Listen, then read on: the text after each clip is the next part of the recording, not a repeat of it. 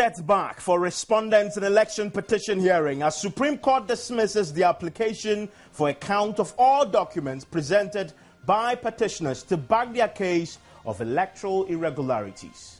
And I'm suggesting to you that you have repeatedly used the same polling station in order to make up the number, which is formed the basis of your analysis. No, if you look at the analysis, there is no repeated polling station except for the duplicate polling station codes, which we are challenging for this election. UI lawyers for the president are challenging what they say are inflated figures of polling stations allegedly affected by irregularities. This is Top Story with Evans Mensah. Top Story is brought to you by Bond Financial Services, your success of passion. Belacqua Mineral Water, the new generation mineral water. It's also brought to you by Lifebuoy, still 100% better germ protection. Also by Blue Rose, shelter for all.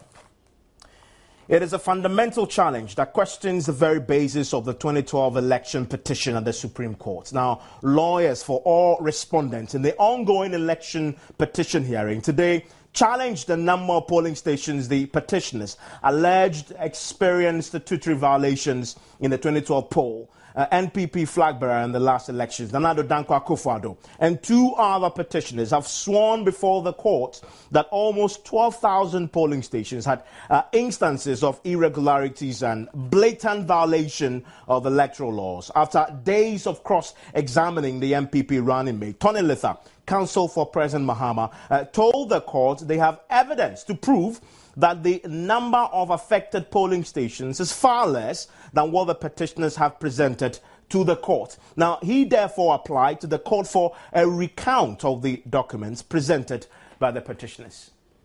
Suggesting to you that you have repeatedly used the same polling station in order to make up the number, which is formed the basis of your analysis. No, if you look at the analysis, there is no repeated polling station except for the duplicate polling station codes, which we are challenging for this election.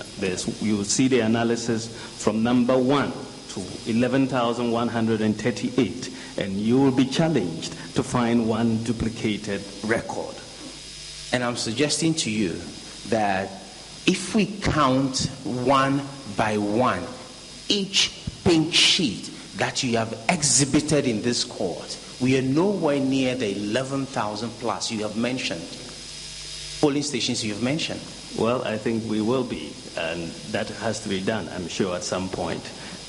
In fact, thank you.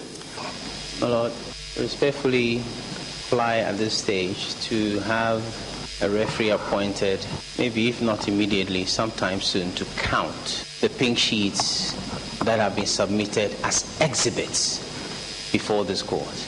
We make this application because right from the application for further and better particulars, when they were provided, we indicated that the petitioners had not provided the particulars of all the polling stations. We think this application respectfully ought to be granted for the court to determine what exactly has been exhibited as the factual basis for all these analyses. Now, all the respondents supported that application. Even the petitioners did same, but with significant additions. Listen to lawyer for the petitioners, Philip Addison. We are also of the view that there should be an audit of the polling station and the votes. For us, what is important is the number of votes. It is the number of votes that is important, and not so much the number of polling stations. It is the number of votes we are seeking to annul that is important, because it is that which will determine whether the number of votes, if annulled, will have a material effect on the declared result. My lords, if we just have a count of the polling stations, we'll be back here again to go through this exercise that Mr. Little has been taking us through. It will solve nothing. There is a need for an audit of the votes for each polling station on the pink sheets to determine whether the number of votes that we are seeking to have annulled will have a material effect on the declared results. That is what is important, and that is why we are here, not so much the number of polling stations.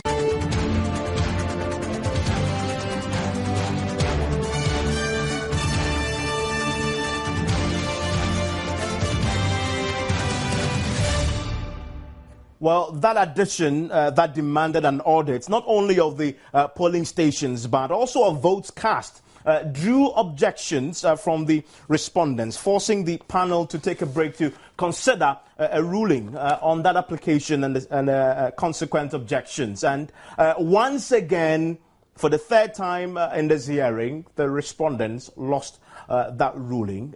We'll be hearing, if you join us on Newsnight, the details of that particular ruling. But now we can speak to a member of the NDC legal team, Mr.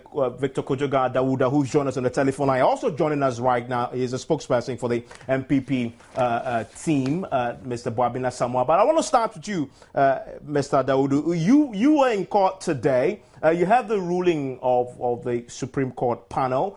This is like the third time since a fundamental objection of yours has been overruled. Do you have any fear that this is an indication of what is to come? Good evening, Evans, and good evening to your listeners. And Evans, let me make a correction that if a ruling goes against you, you make an objection, and the ruling goes against you, that means that you are losing the case. No.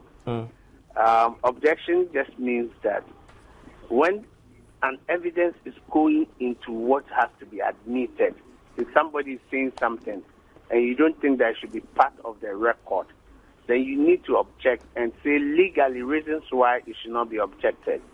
It should not go into evidence. That is all that it means when you raise an objection. It is not that you have made a point and the objection, they rule on it and they say no. That is not it. But in the case in instance, the ruling was that, yes, we have not gotten there. And if you listen to the application, Mr. Lita said that it could be immediately or for time to come. And the court came in, they said, yes, in the respondent's affidavit, joint affidavit of the first respondent and third respondent, they have alluded to 8,862. So there is an ascertainment of the figures. So we will go along with that figure. When the need arises, then we can apply to the court for the numbers to be counted. But today you've already shown your hand. You are already telling us that you have contrary figures coming down to some 8,000, not close to 12,000. No, not it arises because the petitioners keep on changing the figures. And even at the time we were to start trial, on the eve of it, the petitioner himself says that he has to update the figures. They started from 4,709, jumped to 11,916, came back to 11,842. Now they are at 11,138,000. So you can't pin them to a specific number. Then that is why he was asking that we want to pin them to a specific number. And the rule is that when there is a number that they have asked you to supply and you're not able to supply that number, you cannot leave evidence to it. But I thought forms the basis of the... But I thought on Thursday they amended what they had earlier submitted and said that they had reduced the number to 11,138. That's a specific figure that they put forward last week, Thursday. Yeah, but what the particulars they have given, we have always insisted that the particulars they asked them to give, the 11,000 plus, have not been given. So the point we were making is that you cannot refer to all that 11,000. What we have is 8,000. But the important thing is to say that the court did not disagree with that. It says that it was premature, and when we get to the point when the need arises, we demonstrated that they will have to count the figures, they will go ahead. That is why the court said that you can reapply. Okay. Important, yeah. Thankfully, I've been joined by the spokesperson for the MPP legal team, Mr. ADAWUDU. Kindly stay on the line for me briefly. Thank you very much, Mr. BOABENG. Today, indeed, you did not object to the recount of the count, rather, of the polling stations, but you added that if they're going to do that, then add an audit of the votes. I'm wondering why you supported a count of the documents that you yourself had already presented. Is it that you're not really sure of how much or how many documents you indeed presented to the court? Absolutely not. This is ground that we have gone over and over and over again. I mean, today, the NDC's delayed tactics in all its sophistication was exposed. The matter of how many pink sheets are before the court has been determined before. Rightly said by my colleague, my learned friend ADAWUDU, that at the stage where they applied for directions, they alleged that they had received a little over 8,000. The court said, rely on what you have. Because at the end of this matter, we are looking at the substance of the quantity of votes. We are not looking at a specific number of polling stations. So it will depend on how many polling stations the petitioner is able to prove and how many you will also then rebut. And so if you believe that you are rebutting 8,000, go ahead and do so. So today, in accepting the application, Mr. Addison was very clear that there is no point in counting, just like the court agreed with him. If you know you have 8,621, work with that. The court had predetermined that. But then, let us do a more qualitative thing, which inevitably may come, which is to count the votes. And then they backed off. They literally run away from that. Why should they? You see, because otherwise, all that the NDC does is repeat applications that the court has already predetermined. It is just like the other day when they were insisting that they should allow the petitioners to start their case before they respond and file their affidavits and all that. That matter was decided by the court 3 times before finally the court gave a definitive and reasoned ruling. But on a matter on the vote count, it was clear though from them that if you ask the court to do that, the court will be doing a job that should be determined by yourself. You need to prove that first, and that can happen before a count is made. What is the court supposed to prove? There are figures to do with infractions. It is for the court to determine the grades of infractions. And indeed, at some point in time, the court will be called to audit the figures. Is it really within the competence of this court to count every pink sheet? They are most likely to appoint an independent auditor. I with no disrespect to the court, I am surprised up to this point that the court hasn't even called for a count already. I see. Because at some point, that determination has to come.